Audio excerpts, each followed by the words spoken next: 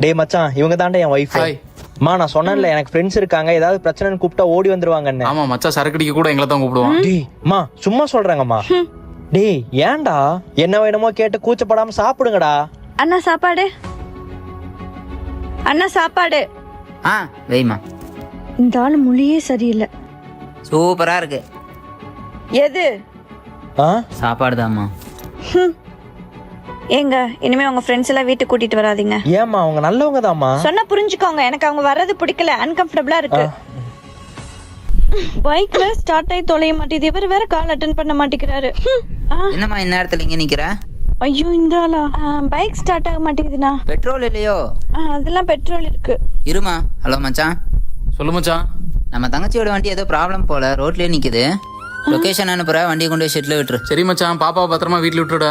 சரிடா பாப்பா, வண்டியில இருமா. இறங்கிக்கம்மா. அவன் பைக் ரெடி பண்ணிட்டு காலையில வந்து விட்டுருவாமா, நீ உள்ள போ. தேங்க்ஸ்ண்ணா. அட என் ஃப்ரெண்டோட ஒய்ஃப் நீ, என் தங்கச்சிமா, நமக்குள்ள எதுக்கு தேங்க்ஸ் எல்லாம்? உனக்கு எந்த பிரச்சனைனாலும் அண்ணனுக்கு ஃபோன் அடிமா, அண்ணன் ஓடி வந்துடுவேன்.